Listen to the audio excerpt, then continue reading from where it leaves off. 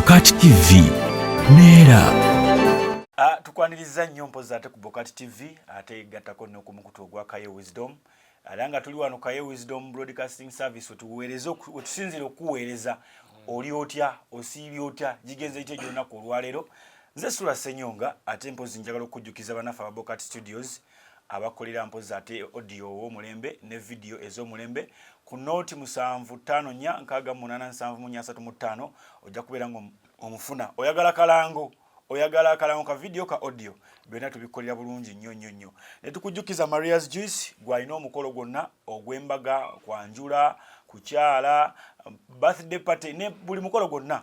oba nawe ngoyagala kunywa ku kajuice ak'omulembe mu office yo basobola okukolera delivery bakubire ku pozi ku noti 7 noti 5 5 7 oba enamba endala ejola akablokiwa kakayita waawo kali muguni mu yero jakubeera nga kwa kajuice ak'omulembe Kaye buuza kubawuliriza n'abalabi baffe abalabi ba BOCAT TV abalabi ba Kaye Wisdom Broadcasting Service njagala obbaniriza amanya gange nze Kaye Wisdom mutaano omulala yakola ku mato mutali mazina seriraka bulijjo mbagamba twava erengo isingiro ne tuyingira Buganda tuli bana basabasajja kabaka ne twatukane nge twakola ki twasikyusa mbi bagamba nti woligwa wendigwa fa bana ba Buganda tugamba tumala kugwa sabasajja kabaka nantawetwa nantagambwako nantabipingwa yalagidde mugende mugabo omusaayi walabe ekyabaddewo bampisenze omu kubayaniriza gundi omulangira wasajja njagala mugendeko ku Facebook page yange teka muti Kaye Wisdom olabe ebifaananyi wasajja tawadde katinze naye katonda wange zinadde manye ebyokugaba omusaayi tugenda kuba mugundi babiyita bati aba kakati nazze byange jiri tekamu naye kati nga baŋŋambye bannange nadduse emisinde wasajja yansanze era njagala okutamu ekitiibwa omulangira wasajja yaŋŋambye Kaye kakati okola kiwana naawe bakugjeeko omusaayi konze katanzijemu esaati yonna omulage olage nti bakugjeewo yaŋŋambye era woogenda bwoti yakoze bati Kaye ekifaananyi ekyo kugamba nekigattako nekiri era lumu producer ajja kusika ekifaananyi ekyo bibalaga ngenda n'okuddira lumu nkwate ebifaananyi byange biteeke wano SULA buli kimu kiminyenyere kiriyo kiraba wasajja twali tugenze kulakyo olabaawo javas bityanga ndi mu nali campaign yeeyo nja banyonya t-shirt ebyadda myaka nga nno 5 awo naye ngeke oba kuggyeko omusaayi katane yambule saati bulaga good seruje jana Kaye neda mulalo tuyambe kakali nokunga ngenda okukola ebitaliyo yagenda okulanjo mulalo tuyambulira wano kubanga nawulidde essanyu kamba buulire njagala okusiima SULA era mwe mutuyambye SULA omanyi ngenda neŋŋamba kati SULA olaba nze ngenda nentuuka era twadde tugane mande buno yaŋŋambye Kaye twadde ne kakalaamu nanga Kaye kakati gwefuuka kitundu ku kya good wolokoso kati nga ŋŋamba nawulidde nnyonnyola ebintu by'emisolo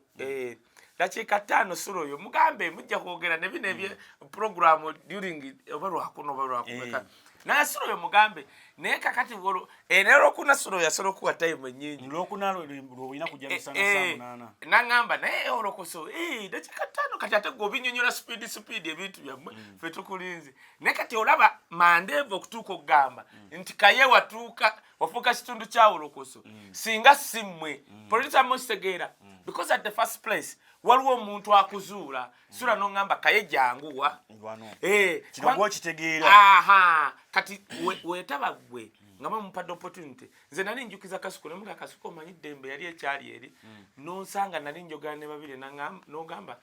mwana gwe janguko ku ready nondeta Dembe ba yali wuludda sijjukira na kujjuka gye yali waliwo eri nakasero gye mwasulanga weeyo gye yali obwamuwa kati ko byali biseera bya yatandikira ku ikotoliyo neva ku ikotoliyo nedderi wamwe nakasero kati nakasero kyeka gye yali watambuzanga ebigere eyo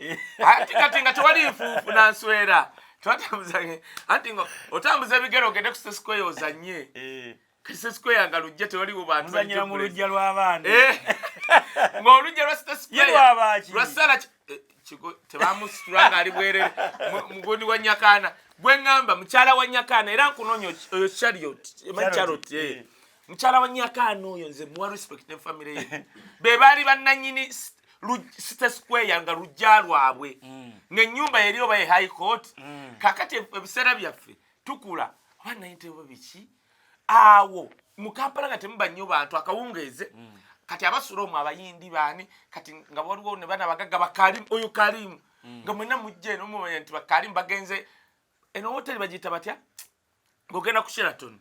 eyo ennyumba bazita Imperial Botanic oba Imperial Botanic oba Imperial Resort Grand Imperial thank you kati Grand Imperial ng'eringa nnyumba nga speak kati eyo no sebo bolanze bantekanga mu sente bannakyalo nzije nambule nzireyo mbanyumize omanyi buli kyoleeta wano abantu bankubira amasimu wakoma ku bwendo era akendo kange kayina alone gwe nakalanga wano nembaga agenda kuleeta akendo bafuna bakekereze gwe bakuteeka mu sente oddeyo omukoleki mbanyumize opaananya omwana yaŋŋamba wisdom nze nanyumyanga firimu mu kyalo bonna nga baserese nga bonna bawuliriza era nga balinze nze okunyumya firimu banti muba temulina busobozi bugiraba mwenna mufunira munnammwe sente ye n'ayingira n'alaba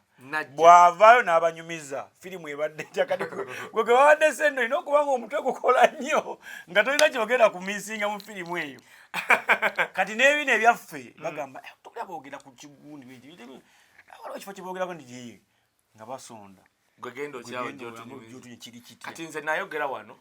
Speak Hotel yali nnyumba nga mutuzanyira nno tapo twegatta oba waliwo batecha bashimoni oba basulanga omwo obwana bwabwe kati nga wetuzanya nti ng'ono ogamba dduulu ne tapo ku Speak Hotel bwana naye kye neewuunya ku myaka egyo nze gye njukira we were so young naye nga tusobola obakubula kati bwetebereza ebiseera ebyo kumanya ne Kampala yali so clean Kampala yali organized n'abantu si mubeeri n'abaana abato ne mwambuka kawungeezi naawo sawa 10 ne mujja okuzanya ddulu ku Speak mu kiyumba awo kati nga mulina okugoberera abakulu bamwe bazanya ddulu piki simanyi bitya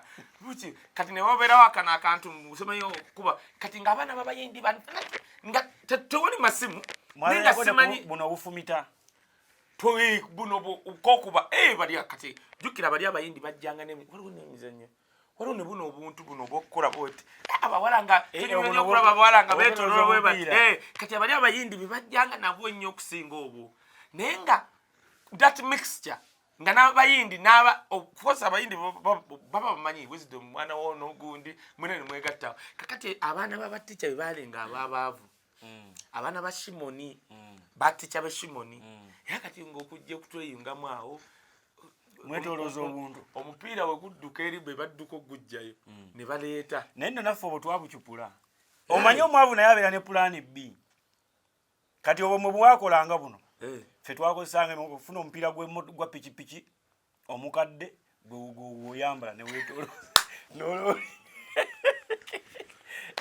ne weetolooza oti bw'ogenda owerawerawo ofuna ku weiti ng'ofuna ogw'emmotoka omukadde ng'otandika kwetolooza naye nja kunnyonnyola sayansi ali awo eyayiiya kyonna ekintu ekyo sayansi ali mu kintu ekyo era baagala nnyo abaana abawala okukola akantu ako n'ogenda mu bazungu lwaki omwana ava buto nga amanyi okukola ekyekiwata era sayansi ali oli asitula abaana be abatwala naddala abawala kulolinga obwo kati nga barolinga barolinga kati oliwo omusajja baali bamuyitanga si patero yatugulanga gundi half cakes bamuyitanga batya yalina ndowooza abaana bawala bokka nga bataano ni kwegamba anyway kisinzira ndowooza environment gwe naye njagala okwebaza SULA nja kukolayo olunaku okwebaza abantu ba media nze najjukiza nali ku NBS neŋŋamba Douglas nti ojjukira nalina omuyimbi wa gospel bayita Florence Lukundo nali nzize bwe nti olwo nga ndi mu kulwana n'aba gospel bajja mu church kati nali nnyumya ebintu Douglas yali azze ku TV nga Record TV ekyali kamuja awulira nnyumya nadde emabega n'awuliza n'ambuuza ebyo by'oyogera osobola byogera ku TV konzeye n'agenda nze samanya tuwagenze bwato bagenda kugamba producer tuwaliwo omwana ali wali ayogera Douglas we yagenda we yadda bwa tunyumya ne Florence najana mvuka jangu konze tugenda wa tugenda ku TV jangu kene tunya Florence bwentu rukundo langa genda bakutwala ku TV kati nga sigena nko ku TV nga bwe nali we yanteka ku TV no sabuka Neo manyinti nze nkuze nensinga ne Douglas kati yabade yakubuza Douglas yo amyake ne yagamba muvubuka jangu kati nze gwaita anko kaye mujjukira ndayina ka girlfriend kawangula TV walo liko di TV yalinge gabiri abira beri abalabye bayo ka girlfriend kange kakuba kawangula ambuza yeliko di TV eriwa bana wangudde TV no size 14 nenga Douglas yajimuwa nawe wangula program ya Douglas bayitanga katogo Nendoza kati girlfriend oyo oba forma najja namunyonyola nti ekyo go wampa TV we ngandi mwana muto ze katsa pita anko kaye mutumira bwenti nemaya katsa ila anko bive ego mugamba papa nze nyino muyita papa kubanga musinia wanu Gideon yono munene gomanyi kati yagamba nga mama wange tuina problem fwe waffe ba mama bafa abasatu buli yazala obano bakulire ne bano bakulire ne bano bakulire kati ba mama baffe actually ba Gideon yakula amanyi kati mama wange my biological mother ya muzala kubanga we exchange ngabana bato okula bano badde bwe batyo ba mama bafu kati Gideon oyo bamuwanga sente nga tuyingireyo tugenda mu town kati Gideon yantwala ku deviate naye ng'ogenda mu deviate bakupimira ku balinda abaana abalabye mu Cineplex firimu cinema ng'okulaba cinema firimu ya cinema ola n'ennaku zino omuntu okwata emitwalo ebiri alabe firimu emu nga jinga ajejjera bira 10 ate nga jinga amuyambe n'okunnyonnyola oluzungu jinga agimuvuunidde oba junior siringi 10 n'agiteeka ewaka kati osegedde oba agenze mu kibando oba siringi 2 I don't know babasaba mmeka kati g'omugamba alabe emitwalo ebiri kakati twaffe ebi ngolaffe bibiri ngolaffe nejingo wako bulabirebi kati emitwalo egi bamuwonoona kati bajjoze kamiliyoni balindanga Cineplex yabeeranga bweti nga deviate eri a little bit emabega kati nga balinda abalabye firimu ezisembayo ne bagulawo olujja kati nga bateesa n'aba Cineplex ti abantu baba bavaamu baviiremu mabega kati nga oviiramu emabega ogguka mu deviate kati nga mwabalabe firimu babaagala ne batabasasuza baagala mutuule munda muweze namba era firimu nga weggwa ekidongo kitandika kati nga jjukira woveere of course olina okuyimirira olabe kati weyimirira nga weyita gamba you can sit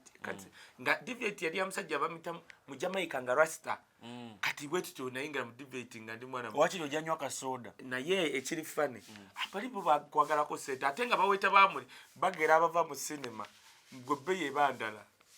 ajja kugamba soda wa 13 gomanye 13 z'ebiseera ebyo kakati naye kyewunyisa moshi nga bemusi katsi ng'emusi oba banyaba n'okatsi oba yali akola kati nga nze ntandika senior 1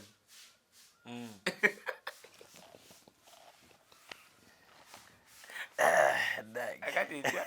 moshi namunyumiza story nanga kaye emboozi eyo jimire era nsonyiwa moshi nga n'omulala eyanyumira yali gayo ono ng'azina I think namulaba yoyo namulaba ndoza ntuse mu senior 4 I don't know eyagira ti maiwe oluyimba lwa Asha zoba mu 2099 I don't know bamuyita batya ono azina bwati yali ng'azina breakfast isaadi na mu America kati yali ayimba bamuyita batya Michael Rose kata waliwo kubanga nze ntandika okugenda mu deviate ate nalekeraawo nga buli kusoma senior 2 3 4 deviate nga mama akukiriza mostero kati bamuzeeyi batambula nnyo bweru wa kati mostero era bwe twafunira emirembe so kakati ekyonna kyekyo kyekiri kati abakulu nno bano bazze kutereza internet muyiteewo muyiteewo ffe tetujja kuyimirira naye togire enswera okuyingira wano sebo gira bulungi kate nisaagala nswera muyiteewo bali abatula bajja tugumiikiriza abakulu bano bazetereza byuma betulabirako omukulu kati gwe naye banakuyita buyisi okay musobola osikiriza entebe okay kale no problem ensonga endala njagala okulanga akajaani kano bannaye Kelly Slimuti ke kajaani olaba bu video buli nti tekavaako bwe nkuweereza buli shoti bayira naye lekera okumpereza bu video nga bulimu MP3 mbuweereza mu document bwompeereza mu ka document kenteka ate bwompeereza ng'onkubirako mpi naawe nashi kubanga ono osobola okukati omusajja ava kuyomba nti nakuweereza kakati nkuweereza tola oba yakenkuweereza kekala naye buli obulala bwo nedda waliwo aŋŋambye nakuweereza message ya WhatsApp njagala kgenda Canada kakati tonnagiddamu konze wagiweereza dde eggulo bannaye omu kati natezize nnyingi kakati simanyi yaani yampeereza oba yaluwa era agenda kukola kya kuyomba Kelly Slimuti ke kajaani akakendeeza olubuto kuba n'omubiri kakati nali ntaddeko waliwo omusajja yaŋŋambye kaye akantu kaako yaŋŋambye ali mu Denmark yaŋŋambye baakampa kaamukuba mu lubuto yaŋŋambye ezaaliyo ennaku lumu kitundu oba bbiri yabala bbiri kwanga olunaku olusooka bagamba kanywe naye ng'ogenda sibaako banga wookola ku mulimu nga waliwo ttooyi kubanga kakuddusa mu ttooyi n'aŋŋamba naye ŋŋenda kuweereza ssente bwe naaziwa ab'ewaka tebajja kugulira muzeeyi wange onyambe otekewo obuntu obwo bubiri I was so touched bambi ng'ejja nnyini n'aŋŋamba tabajja naye muzeeyi wange wona obugula baate banaabukola ki naye nabawa ssente tebajja kukola ki so Kelly Slimuti kekuwoba okaagala tukola delivery bannaye tewali dduuka delivery wongamba bugambye nkubira ku simu yange 070 49 439 n'oba Australia Canada luddawa keeko waliwo conference bagiyita mental health bagiyita batya sooka olindeko soogera ebintu ate gwe bannange twekolemu ogundi omulimu tutambuleko omwaka guno naye tunaaba tuti manyi nnaku bwekuluma ennyo ng'otambulako International Summit on Mental Health and Disability 2023 egenda kuba mu Ontario mbadde mbeegayiridde Canada Sula nja ndowooza kuleeta omusajja oli waba akyaliwo akola mu immigration ze Canada tutuuleko wano n'emboozi omusajja oli alina omukisa myaka 11 gye yakamala mu Canada nga yakola mu immigration kati ekyanneewunyisa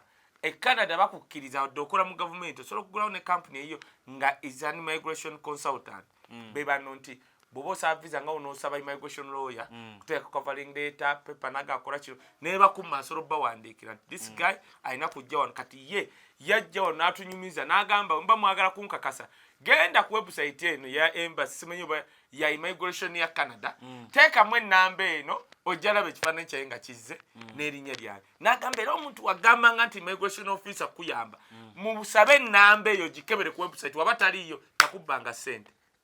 so njagala ndowooza omukulu oyo ajja kujja ano mbadde mbasaba bw'oba oli musawo bw'oba oli dokita n'oba oli volunteer ng'oyagala kgenda ku Canada jasi gwe nkubira ku namba yange nkuweereze flyer eri wet flyer njikuweereze gwe okube ku namba eri kuno ya Canada actually kanji basomere yeeruwa bannange eruwa eriko +1 bibino yeno enamba bw'oba oyagala kgenda Canada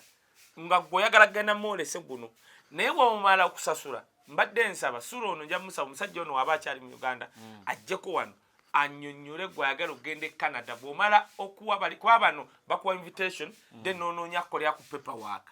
okitegedde kakati naye kankuwe ennamba eri +141 68 35 8174 ennamba eri +4 kaaga 8 35 8 74 bw'oba oyagala kgenda Canada bw'oba tobitegedde nkubiraako nkuweereze flyer omwezi gwa 8 owanyi simanyi balogo tima Kiki abasindikidde Jerusalem Saleh. Abasindikidde Jerusalem Saleh Omusotta ng'agenzeko mu church. Wakulabye kati nze tenno muna Uganda atambula nze ngenda kukwata ka video nkabakuteereko sura neno yajja n'ogagamba yasosera kulya waliraga ani ali awo asobola okiriyalinga ekkubo mu bwongo naye njagala omanyi kati sura nze ngenda ne mbagamba ebyawandikwa ne mumpakanya omanyi Omusotta kye kutegeeza mu Bayibuli Katonda Omusotta sistani kankubuulira ekintu kimu Bayibuli egamba Yesu bwe yali asaba ng'ali ku lusozi asibye ennaku simanyi omeka ana kati in the middle of njala sitaani najja n'atandika omukema yamugamba ebintu bimeka naye ekyasema yamugamba oli mwana wa Katonda tukkiriza buuka ove waggulu kubanga Bayibuli ega sitaani yakootinga ekyandikwa kiri mu Isaaya nga kigamba nti Katonda alituwanirira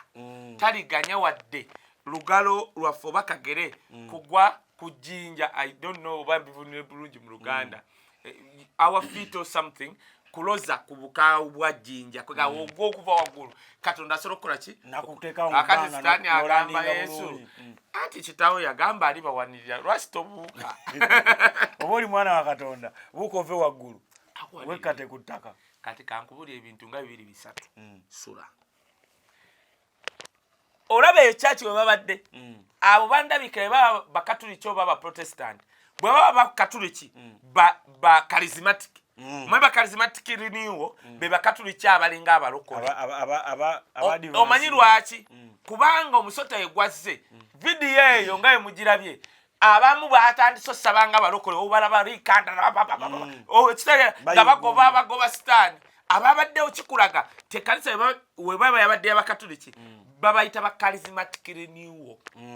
ekyo kimu bwaba abadde ba protestant be bazuukufu ennamirembe eyo laba buli lwa Sunday saa 12 waliyo service bobo oyitawo solo gamba balokole ekinsamusa kiri bakuba engalo Yesu omulokozi afaayo kati ekyokusatu bwaba abadde balokole of course okimanya balokole bagoba omuki bagoba sitaani naye gwe abalemye kati nzija sitaani yazze wali nga naye yeewuunya bwe yatunulidde bw'ati General Saleh n'amugamba musajja okola ki wano gwe yabadde ayogera nange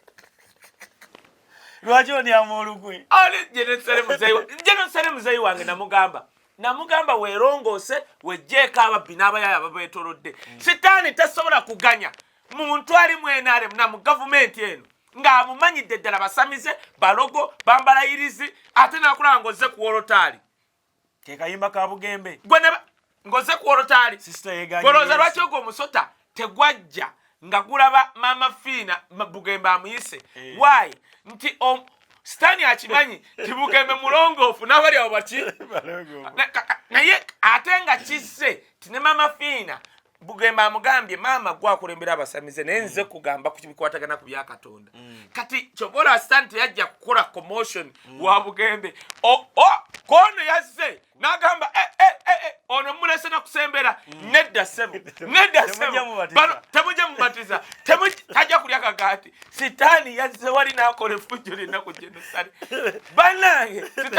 bulijjo mbagamba nti sagamba nti nno abantu abafuga Uganda wano balina ebiteega balina irizi mu bulago mu bisi bino mu kiwato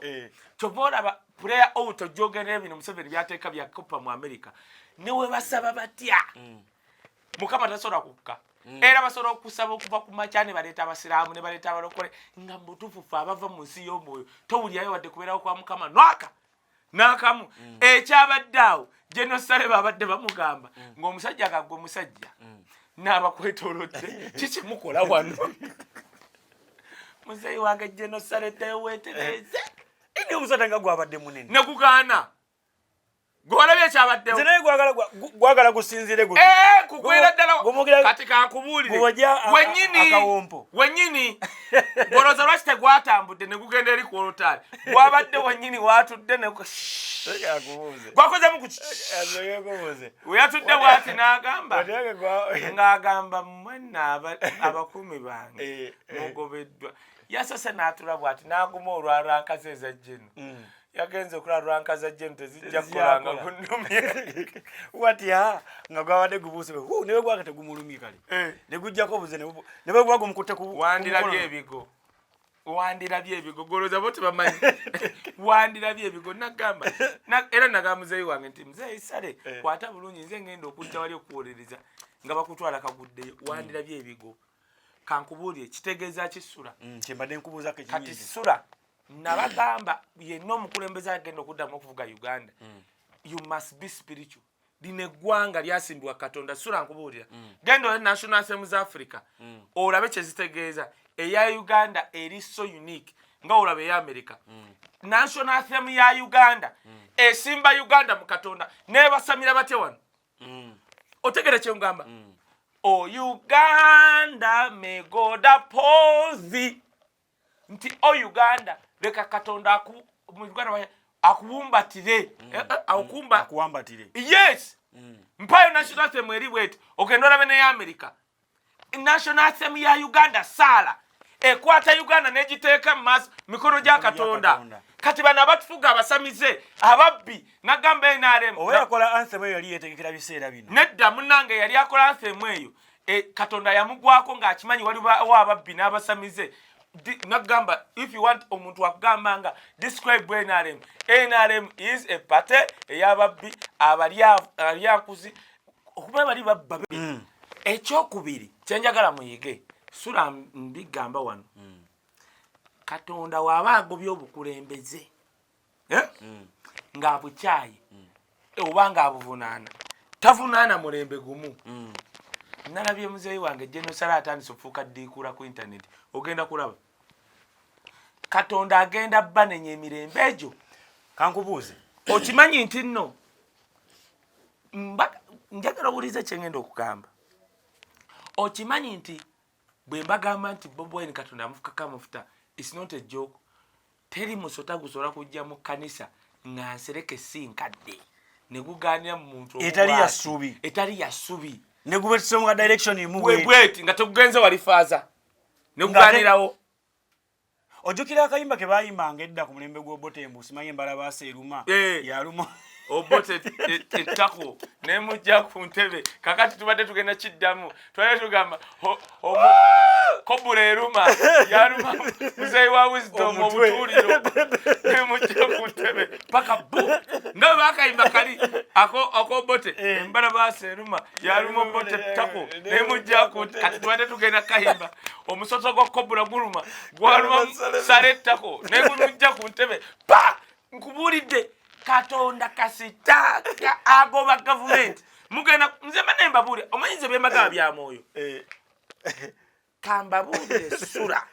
kati ate kankubulire okimanyi nti nno Katonda asolo kiganya anti muganidde omwine mundu sente kati agomaje ga Katonda atandise okusindika lwaki obukulembeze obusinga bufuna ebintu ebyo kuba tewatugamba embala basazali Katonda abakugobye musajja Golo Katonda nga yakugobye oleta ne munadini nakulimba nga abantu tola mbaje weyalimba Museveni nga fena tula ku TV nti ngaso obusiramu bonna baabo kate buliyo ninga bakugobye mu Bukambwe ate kati ateta naba ogenda kulaba waona bakimomu ku omojja kulaba one by one Omusotta ogumanyi obanze ngutya muti sula nabagamba Katonda agenda kwata omuko goloza checha nkomyawo Uganda I would have stayed in Europe checha nkomyawo faba mu Katonda atutumanga bannabbi b'eggwanga lino they either leave the country they repent benenyeza banna Uganda obubbi obuli mwenare mu government nga bukulembedde Museveni obumanyi gwe bali banatera kwesalako butuuliro kubwegabanya babbye buli kimu kati Katonda atandise okusindika ejje ogenda kulaba ojja kulaba lumu state house yejja kuyingiramu egundi enzige nga ziriwo kawa nga ziriawa gwe tofaayo bataliyo birimibwa zijja kulyo lyekiwalato jja kulaba kubisa pressure up and coding bwe banaamugwako n'enzigo jja kulaba otherwise era General Saleh nkwebaza weebale kulaba Omusotta ogwo n'ofuluma yasose n'aguma waliwo yakombedde bwatyo kwewalaga Omusotta gwo naani aguleese yagambye Katonda yatugoba kakubuuze bwe baba bagenda bakulu okutuuka mu bifo ebyo basooka ne baweereza bambega ne baswipinga abaana tebasoose kuswipinga anti ekyomwoyo tokiswipinga ekyomwoyo takiswipinga otya kakati SULA mumpulize bannayuganda nze nsinga okwagala Museveni why mulabula this government wanaafosinga ye n'omwana we mugenda kulaba ekiddako temuli balaba ku mirembe egiddako kankiddemu gwe SULA tukyaka tokitegedde nze nkiddamu nga nabbi w'eggwanga lino ffe ng'abalaba waliwo kye bayita bannabbi abasoma seasons and times ebiro n'ebiseera listen to me time is coming Museveni waali ekaka ku bannayuganda n'abaana be mugenda kulaba enkomerero yaabwe temuliddamu balaba nze omanyi waliwo eggwanga mu Isirairi omulimu gwayo gwalinga gwa kusoma biro na biseera season and times gwe njagala weegendereze kale Museveni yabadde agulawo simanyi amayumba summit yagenze Dubai kumanyi bali abasajja engeri bye bazimbamu ebintu byabwe bali wano bali mu kuzimba nyumba za national housing national simanyi NSSF simanyi ziri bisatu abakagula ku nyumba ezo sinakugula abataddeko okugula bali abantu basatu ku nyumba bisatu nti naye bagenda kusomba ennyumba 2,000 bannayuganda benkana abasobola okugula ennyumba emu ku miliyoni 600 bannayuganda bameka akati ensonga enyini gy'oleese omukyala Betty Amonge avuddeyo n'agamba nti ataddewo okunoonyereza ku mismanagement ey'essente eza ekitavu kya NSSF era n'agamba managing director Richard Byarugaba tagenda kubeera ng'amuli appointinga alinga amugobye so kampereza kati nkikunnyonnyole Betty Amonge talina buyinza oyo mukyala w'Obote talina buyinza tebakulimba anti laba yo nze ndeeta busobola kugoba Byarugaba nga Saleh tagambye abuluwa ate kasi mukyala w'Obote simanyi muwala w'Obote bibiki ebyo kati abantu tugenda kweyita byabwe tolabyeyo livubuka lye bagambye litabani lya Kkonyi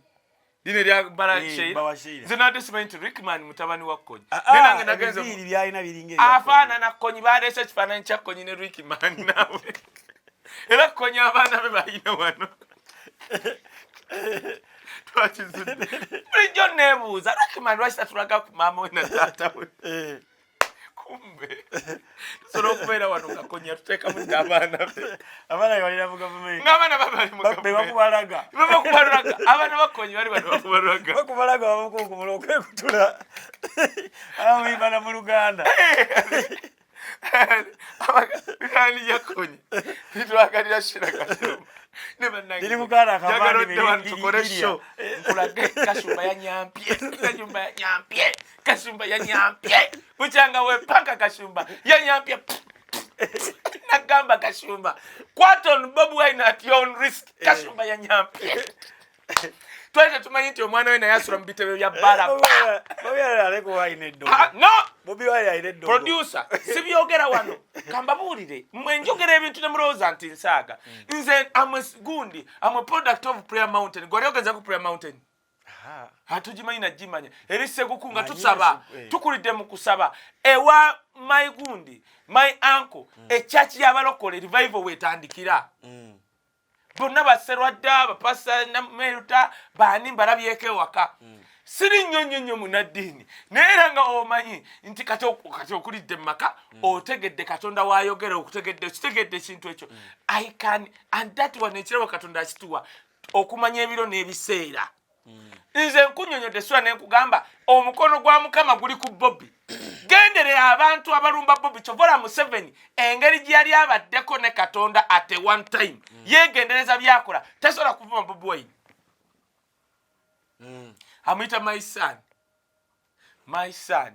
my son gozata Museveni ngavuma oyo chali kati ngajereka si akadde obasani wabategeza mozi ani tamulaba gomanyi nti Museveni atula ne nyamira banaga how I wish Bobby yali mwana wa kati tudde ku Amongi kati Amongi alimba aba basa byalugaba bamugoba eno government bagoba mbachiga nawe wegenda banonyerezeko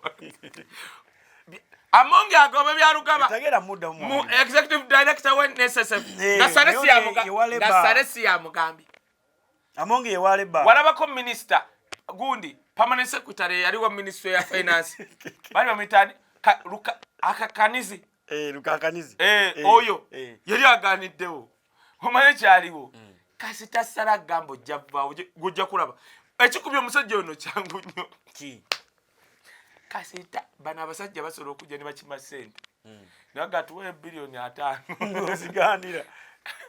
nozigane kisoro kukubya kubanga yali ku kimu sente z'abakozi sente z'abakozi Museveni anonya sente omunyonya sente z'abakozi kubanga baleeta sinateeka baagala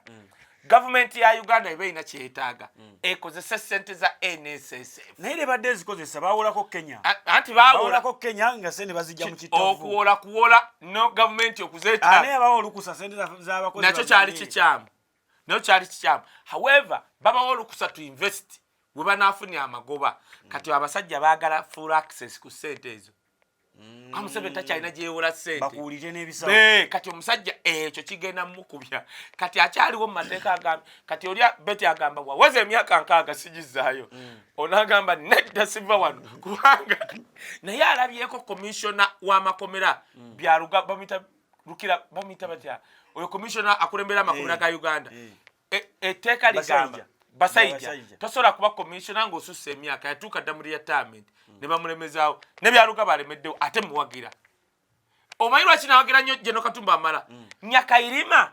ng'etteeka ligamba tosobola kusaavinga kuba minisita ng'oli w'amagye Nyakairima n'agaana kati Katumba we yajja baali baagala munyenye ne tugamba mumukwateko Katumba tova mu magye wanga wano ova mu magye gwe ng'olina ssente bano bakyali basobola okukulyawo ova nga totegedde kati byalugaba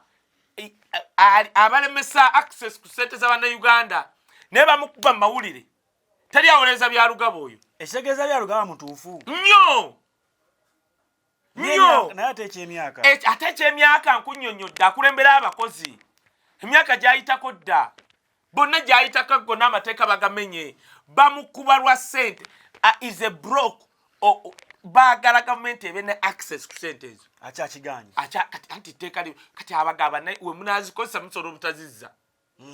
singa ntuuko zigaba at the end of the yanga sizirina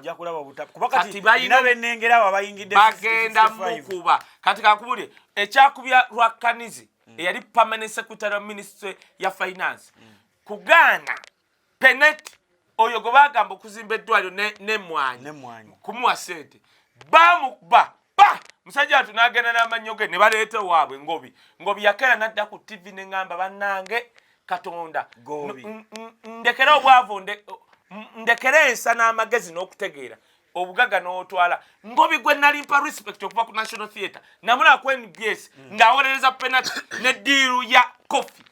wano mu Uganda tulina omukiga ali eri waffe omusajja yasinga okulifayininga coffee nalaba ne Katikkiro wa Buganda ng'avaayo agamba bwe kuba kuwa sente tuziwe oyo omusajja ye bamuyita ati alifayininga coffee n'agamba tumuyina olaba Katikkiro wa Buganda omuganda awolereza oli omukiga n'agamba mufo ky'okuwa peneti tuwe Munnayuganda oli omukiga kubanga ye abaddewo he has proven for a lot of times nga coffee amulifayininga baagaana baleeta ngobi waabwe nadda ku NBS n'adifeyininga penalty kati bano baleetawo bantu baabwe oba oli ddole defendinga ne woba B defendinga nti oyo si B ice cream be baagala kati ono omusajja we NSSF bagenda mukuba baleetawo pepetiwe waabwe ogenda kola sente za NSSF ng'otuuka ozaagala SULA bantu bazibatema kubaze otuuka wano myaka 5 nga teziriwo Museveni wali bakyafuga